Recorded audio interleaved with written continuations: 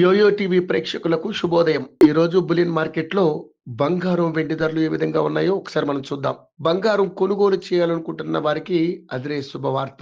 ఎందుకంటే బంగారం ధరలు కుప్పకూలాయి. రికార్డు గరిష్టాల నుంచి భారీగా పడిపోయాయి.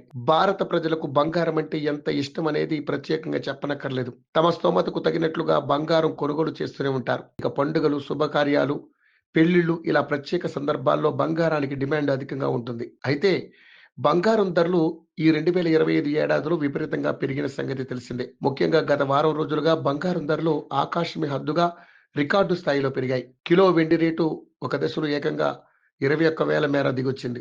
ఈ క్రమంలో డిసెంబర్ 30వ తేదీన హైదరాబాద్ మార్కెట్లో బంగారం, వెండి ధరలు తెలుసుకుందాం. హైదరాబాద్ బులియన్ మార్కెట్లో బంగారం ధరలు కుప్పకూలాయి. 24 క్యారెట్ల మేలిమి బంగారం తులంపై ఏకంగా 3,170 రూపాయల మేర దిగొచ్చింది. దీంతో 10 గ్రాముల ప్యూర్ గోల్డ్ రేటు 1,39,250 వద్దకు దిగొచ్చింది. ఇక 22 క్యారెట్ల ఆభరణాల బంగారం రేటు తులానికి 2,900 మేర పడిపోయింది. దీంతో తులం బంగారం రేటు 1,27,650 వద్దకు దిగొచ్చింది.